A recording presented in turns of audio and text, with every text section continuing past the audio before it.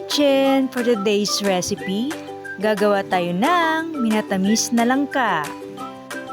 And these are the ingredients. I have here 2 cups of water, 1 cup of white sugar or brown sugar, even white sugar pwedeng gamitin, 1 1/2 cup langkang hinog or ripe jackfruit. Kung marami yung jackfruit nyo o yung langkang hinog, pwede nyo adjust yung measurement ng water at sugar. Nakadepende sa tamis na gusto nyo. So ano pang inaantay natin? Let's start na! Ang una nating gagawin ay ilagay natin ang ating 2 cups of water sa ating pan. Non-sticky pan ang gamit ko. Pwede din kayong gumamit ng kaldero. Hayaan natin kumulo ng ilang minuto. Kapag kumulo na siya, ilagay na natin ang ating sugar. Haluin nating maigi hanggang ma-dissolve ang ating sugar.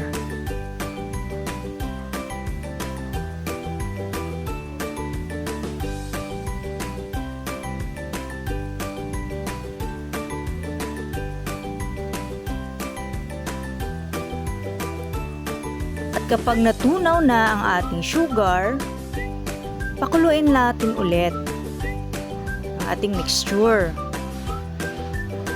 At kapag kumulo na, ilagay na natin ang ating langkang hinog.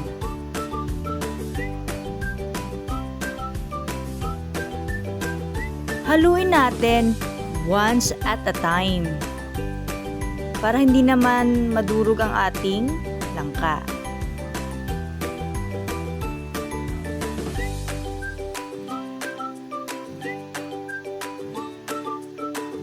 By the way, if you are new in this channel, you can subscribe, like, and share. And don't forget to click the notification bell para updated tayo sa ating mga bagong videos.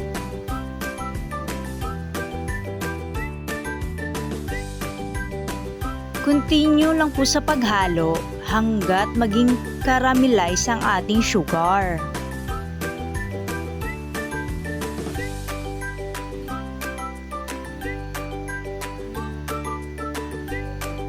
Kapag ganito na po yung kulay ng ating sugar, light brown, o naging medyo sticky na siya, ibig sabihin, unti-unti na pong naging caramelize ang ating sugar.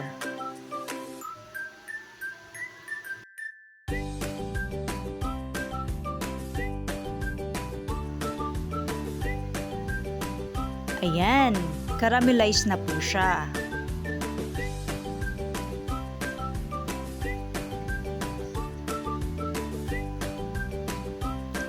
Patay na po natin ang ating stove para hindi ma-overcook ang ating langka.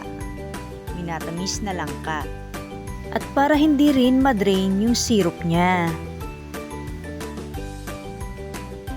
At ito na ang ating finished product!